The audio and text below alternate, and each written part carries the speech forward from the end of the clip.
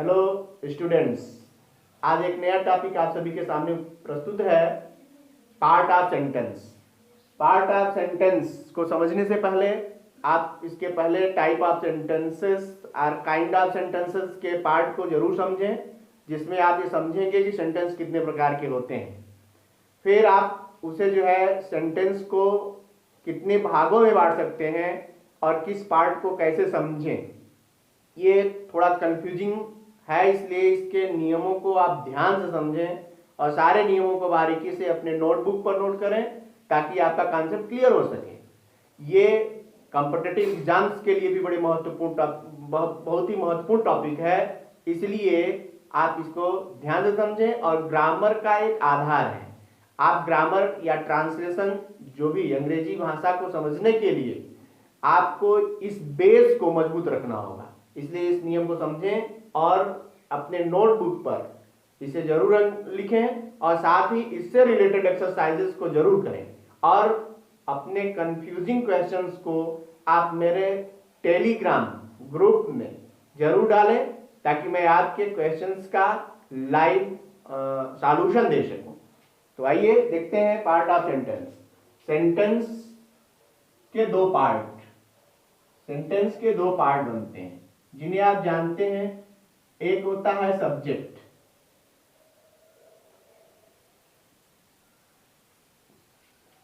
Second predicate.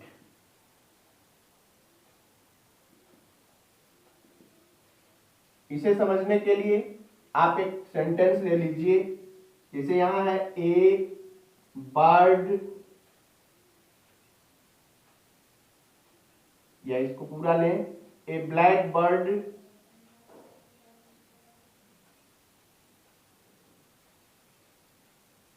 sitting in the tree flew away। ये एक sentence है। इस सेंटेंस देखने में आपको थोड़ा बड़ा लगेगा। ये पूरा सेंटेंस चाहे जितना बड़ा होगा वो दो पार्ट में आप सबसे पहले उसको बांट लीजिए, जिसमें पहला पार्ट होगा सब्जेक्ट और दूसरा पार्ट होगा प्रेडिकेट। सब्जेक्ट उद्देश्य और प्रेडिकेट को हिंदी में विधेय भी कहते हैं। हिंदी समझना कम, इसके मीनिंग्स को समझना, इसके डेफिनेशन को समझना आवश्यक है। सब्जेक्ट पार्ट वह पार्ट है कि सब्जेक्ट कोई एक ऐसा शब्द या एक ऐसा नाउन या ऐसा प्रोनाउन जो इस सेंटेंस में आया है जिसके बारे में पूरे सेंटेंस में बात की जा रही है, दैट इज सब्जेक्ट। अब वो क्या है, तो जैसे आप यहां देखें, black bird sitting in the tree flu away. एक काली चिड़िया पेड़ पर जो बैठी थी फ्लू अवे, उड़ गई। आप यहां देखेंगे कि इसमें पूरे सेंटेंस में बात हो गई बर्ड की। अब ये बर्ड क्या केवल यही सब्जेक्ट है? तो अभी आप समझेंगे कि सब्जेक्ट के पार्ट कौन से होते हैं। सब्जेक्ट के पार्ट होते हैं, अभी दो भाग में किया जाएगा। इसमें एक हेड वर्ड होता है और एक क्वालिफायर होता है।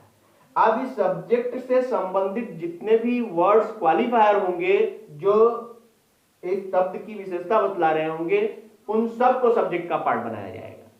तो इस सब्जेक्ट अर्थात ये आप समझें कि बर्ड ए ब्लैक, ये किसके लिए है? बर्ड के लिए है। सिटिंग इन द ट्री, ये सब, ये पूरा एक पार्ट है जो सब्जेक्ट की ओर इंगित करता है, अर्थात ये पूरा का पूरा पार्ट ही सब्जेक्ट है।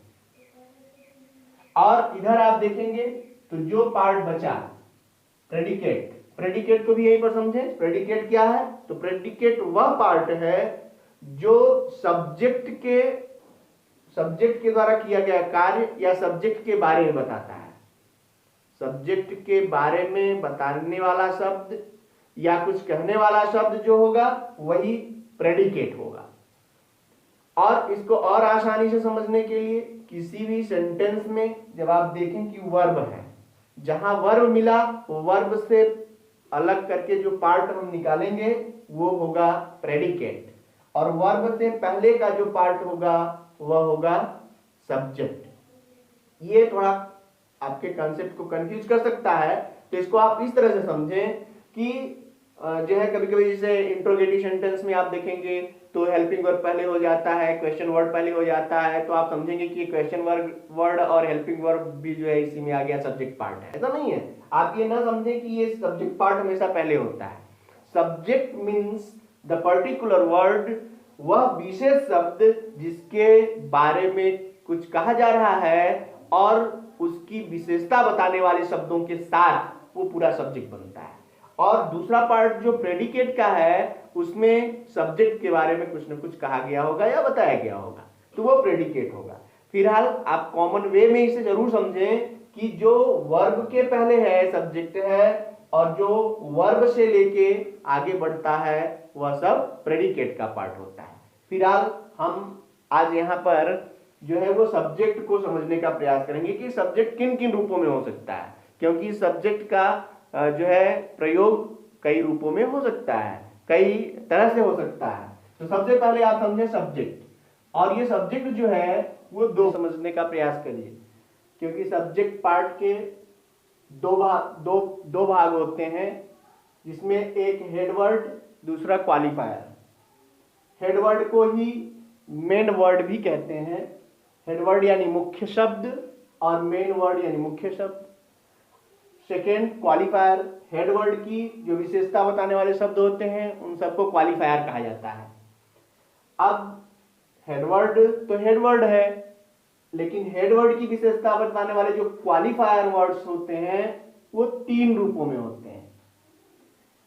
पहला होता है डिटरमिनर, दूसरा होता है एडजेक्टिव और तीसरा होता है एडजेक्टिवल फ्रेज।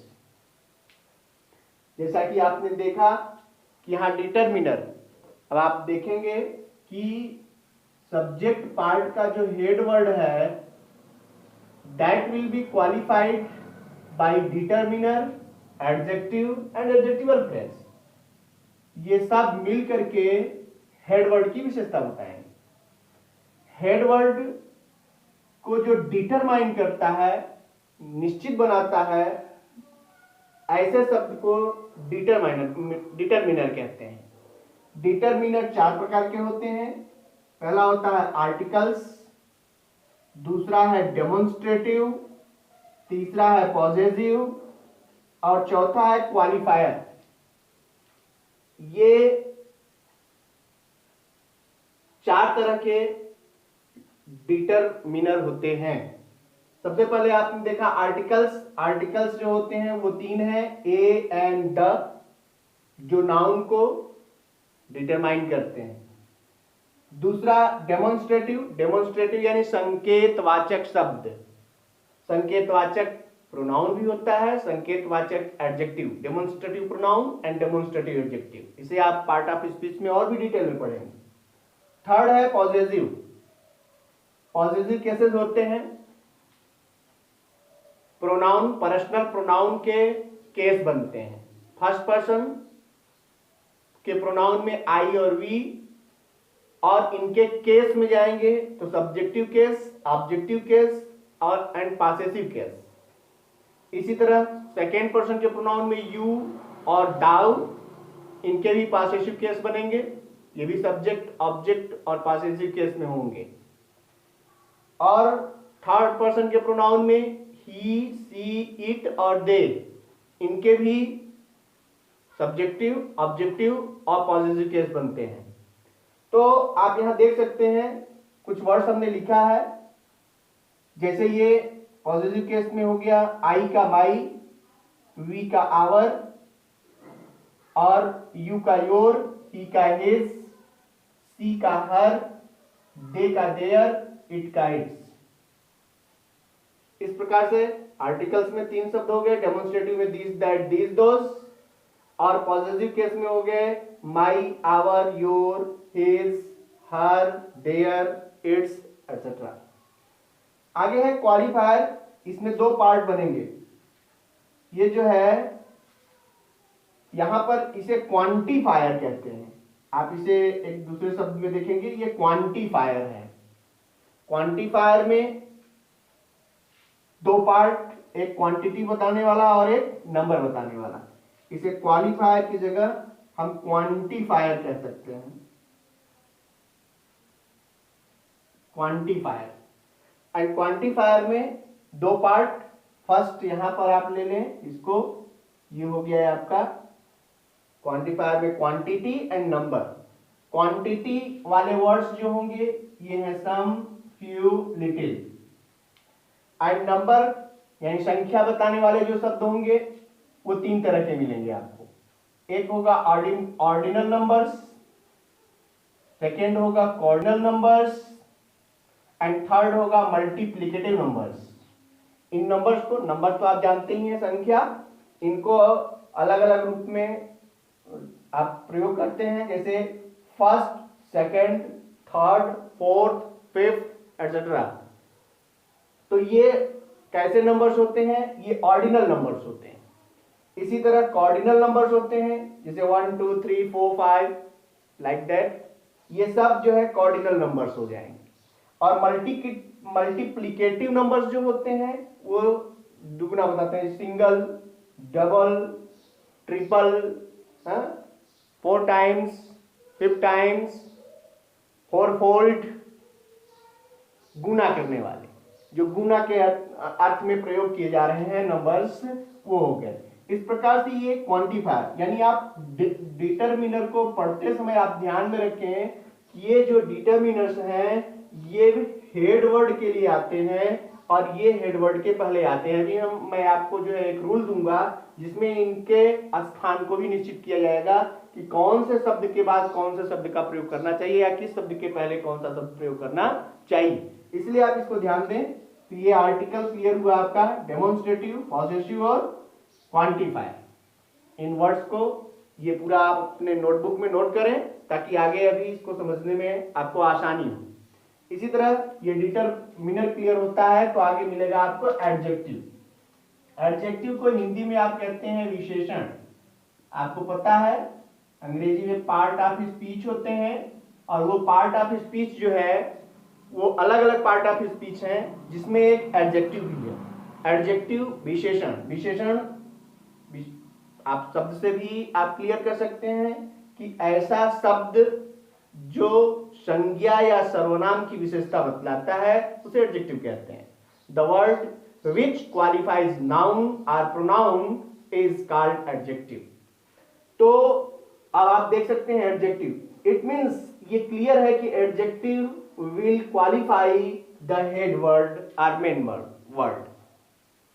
एडजेक्टिव मुख्य शब्द की ही विशेषता बतलाएगा। तो वह शब्द आप ढूंढें जो हेडवर्ड की विशेषता बतला रहा हो तो वही एडजेक्टिव होगा। एक सेंटेंस में भी आपको इस सेंटेंस से क्लियर कर देंगे। इसी तरह आप आगे इसे देखें एडजेक्टिवल फ्रेज को। ये फ्रेज है।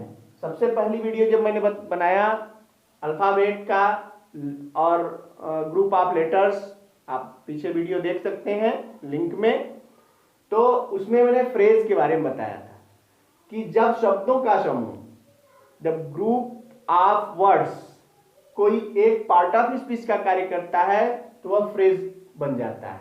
जैसे आपने यहां देखा कि ये एडजेक्टिव जो है विशेषण, जो एक शब्द का होता है, जब वो किसी नाउन या प्रोनाउन की विशेषता बतलाता है तो एडजेक्टिव होता है। लेकिन जब यही एडजेक्टिव एक से अधिक शब्दों से मिलकर बन रहा हो और सेम वर्क कर रहा हो, यानी वो किसी न किसी नाउन या प्रोनाउन की विशेषता बतला रहा हो, तो अब वो एडजेक्टिव नहीं बल्कि एडजेक्टिवल फ्रेज कहा जाएगा। इसे विशेषण वाक्यांश कहेंगे, विशेषण वाक्यांश। इसे आप क्लियर कर लें। अब आप देखेंगे कि ये एक पूरा है जो है वो सब्जेक्ट का पार्ट है जो इतने शब्दों से मिलकर बन सकता है।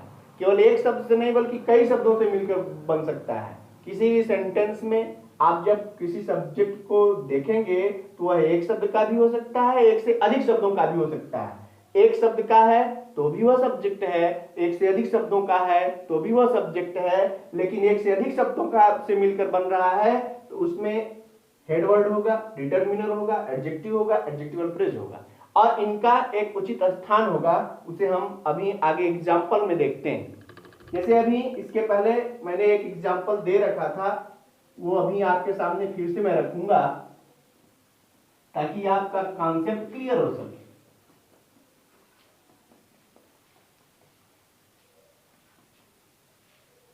जैसे एक सेंटेंस मैंने दिया था, ए ब्लैक बर्ड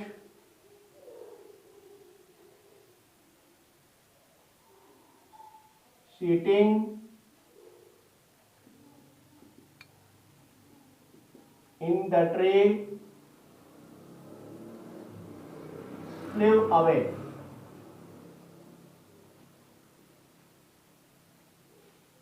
ये आपके सामने एक सेंटेंस है और ये सेंटेंस दो पार्ट में है। First one is subject and second one is predicate. Subject को कैसे ढूंढे? तो सब्जेक्ट जो है वो वर्ब के वर्ब, फिर फाइनाइट वर्ब जो सीमित क्रिया होती है उसके पहले का जो पार्ट है that is the part of subject, और जो वर्ब से शुरू होकर के आगे चल रहा है that is the part of predicate. यानी आप ये क्लियर कर लें कि वर्ब को यदि आपने पहचान लिया, verb is the main word of a sentence, and आप ये भी समझते हैं कि इसी से किसी टेंस या सेंटेंस की पहचान भी बनती है। तो वर्ब तो मोस्ट इंपॉर्टेंट पार्ट है। इसके लिए भी मैं एक अलग से वीडियो दूंगा कि वर्ब कौन कौन से होते हैं और ये कितने प्रकार के होते हैं, इनको कैसे पहचाना जा सकता है। फिलहाल आप यहाँ ये क्लियर करें कि ये पूरा पार्ट हो गया आपका सब्जेक्ट का, और ये सब्जेक्ट पार्ट में हेड वर्ड है बर्ड। ये भी आप जान चुके हैं क्योंकि हेड वर्ड वह शब्द है जिसके बारे में पूरी बात की जा रही हो, और बर्ड, इसमें बर्ड ही एक ऐसा शब्द है जिसके बारे में सारी बात हो रही है। तो वर्ड जो है, इस बर्ड को मेन वर्ड या हेड वर्ड हम मान लिए, और इसके लिए आने वाले शेष शब्द जो हैं वो सब क्वालिफायर हैं, और उस क्वालिफायर में आप देखेंगे कि एक डिटरमिनर होगा, एडजेक्टिव होगा और एडजेक्टिवल फ्रेज होगा। जैसे आप देख रहे हैं ए, सबसे पहले ए है, ये क्या है? ये आर्टिकल है, यानी ये डिटरमिनर है। क्लियर? फिर आपने देखा डिटरमिनर कौन कौन से होते हैं, उसको मैंने जो है डिटेल में दिखा दिया है आपको। इस तरह के जितने भी शब्द डिटरमिनर के आएंगे वो यहीं पर आएंगे, इनकी प्लेस यही है, सेंटेंस में प्लेस यही है। अर्थात सबसे पहले हो गया डिटरमिनर, फिर आप देखेंगे ये एडजेक्टिव है। ब्लैक, ब्लैक मीन्स एक एडजेक्टिव कैसे है? तो ब्लैक एक ऐसा शब्द है जो बर्ड नाउन की विशेषता बतला रहा है, और बर्ड नाउन की विशेषता बतलाने वाला यह शब्द एडजेक्टिव हो गया। फिर उसके बाद आप आगे बढ़ते हैं तो बर्ड ऑलरेडी हेड वर्ड है, ये आपने देख रखा है, समझ रखा है। तो ये हो गया आपका। अब इस आप प्रोसेस देखें कि सबसे पहले डिटरमिनर ही होगा। ये चूंकि सेंटेंस पहले से प्रिपेयर है, जो कॉम्पिटिटिव एग्जाम में क्वेश्चंस आते हैं या जो एग्जामिनेशन हाल में जो पेपर मिलेगा उस पेपर में जो क्वेश्चन होगा वो इस तरह का नहीं होगा। सेंटेंस को डिस ऑर्डर में लिखा होगा और उसे आपको इन ऑर्डर में करना होगा, यानी इन शब्दों को आगे पीछे करके रखा गया होगा। जब आप सीक्वेंस में करेंगे तो इस रूल को फॉलो करना होगा कि सबसे पहले आप डिटरमिनर यदि आया है तो सबसे पहले डिटरमिनर लिखिए, फिर एडजेक्टिव लिखिए, फिर हेड वर्ड लिखिए, फिर उसके बाद एडजेक्टिवल फ्रेज लिखिए, फिर उसके बाद शेष प्रेडिकेट का पार्ट मिलेगा आपको। तो प्रेडिकेट को हम आगे डिटेल में पढ़ेंगे। अब आपने देखा कि ये पूरा का पूरा पार्ट सब्जेक्ट का है और ये एक सीक्वेंस में है कि जब भी आप बनाएं तो यदि किसी सेंटेंस में डिटरमिनर है तो उसका प्लेस हमेशा पहले होगा हेड वर्ड के, और एडजेक्टिव है तो वो हेड वर्ड के तुरंत पहले होगा और उसके पहले डिटरमिनर, डिटरमिनर पहले, फिर एडजेक्टिव, फिर हेड वर्ड। और जब यही एडजेक्टिवल फ्रेज मिलेगा, यानी वो एडजेक्टिव जो शब्दों का समूह है, तो वो एडजेक्टिवल फ्रेज हमेशा उस नाउन के बाद प्रयोग कर किया जाएगा जिसकी विशेषता बतलाता है। यहाँ एक रूल आप जाने कि एडजेक्टिव जब एक शब्दों से मिलकर बनता है, एक शब्द से बनता है, तो वह उस नाउन के पहले प्रयोग होता है जिसकी वो विशेषता बतलाता है। और जब एक से अधिक शब्द मिलकर किसी एडजेक्टिव का कार्य करते हैं तो वो एडजेक्टिवल फ्रेज कहे जाते हैं, और वो हमेशा चाहे जहां प्रयोग करें वो हमेशा उस नाउन के बाद प्रयोग किया जाता है जिसकी वह विशेषता बतलाता है। तो इसलिए एडजेक्टिवल फ्रेज का ये प्लेस है, क्योंकि ये इसकी विशेषता है, तो फ्रेज हमेशा उस शब्द के बाद होगा, और यदि एडजेक्टिव है एक शब्द का होगा तो उस शब्द के पहले होगा। ये आपकी पोजीशन है, यानी इसे आपको ध्यान देना है कि प्रेडिकेट सब्जेक्ट जो है वो इस सीक्वेंस में होना चाहिए। सपोज कि आपके पास कोई सेंटेंस है, इसी को आप छोड़ लीजिए, तो ये हो जाए ए ब्लैक बर्ड फ्लू अवे। अब आप देख रहे होंगे कि ये प्रेडिकेट, ये सब्जेक्ट छोटा हो गया क्योंकि यहां एडजेक्टिवल फ्रेज नहीं है। सेंस क्लियर है, लेकिन एडजेक्टिवल फ्रेज नहीं है। यदि रहता तो उसका प्लेस यही है। या जैसे ए बर्ड फ्लू अवे, तो ए बर्ड यदि यहां पर कोई एडजेक्टिव नहीं है तो डायरेक्ट डिटरमिनर पहले होगा। इस तरह से जो शब्द आपके सामने है उसको आप जो है पहले डिटरमिनर को ही लेंगे। ये क्रम, यदि ये सब है तो क्रम में रहेंगे, नहीं है तो उनका प्लेस हट जाएगा, वो उसके प्लेस पर रहेगा। इस तरह से इसका एक सीक्वेंस तैयार होगा। इसे आपको ध्यान से समझने की जरूरत है। इसी तरह अभी आप ये सब्जेक्ट के प्लेस पर आपने एक फार्मूला पढ़ा कि सब्जेक्ट प्लेस पर ये इतने वर्ड आ सकते हैं। इसके अलावा अभी दूसरा रूल आपके सामने मैं लेकर आऊंगा, जिसमें होगा इट और देयर का प्रयोग। इट और देयर का प्रयोग भी सब्जेक्ट के रूप में होता है। इसके आगे आप चलेंगे तो जिरंड और इंफिनिटिव का प्रयोग भी सब्जेक्ट के रूप में किया जाता है। अब इन सबको आगे हम डिटेल में अगली वीडियो में देखेंगे। तब तक के लिए आप सभी अपने अपने नोटबुक में इसे लिख करके रिवाइज करते रहिए और इससे रिलेटेड एक्सरसाइज को करते रहिए। आप सभी जहां भी रहें स्वस्थ रहें। बहुत बहुत धन्यवाद।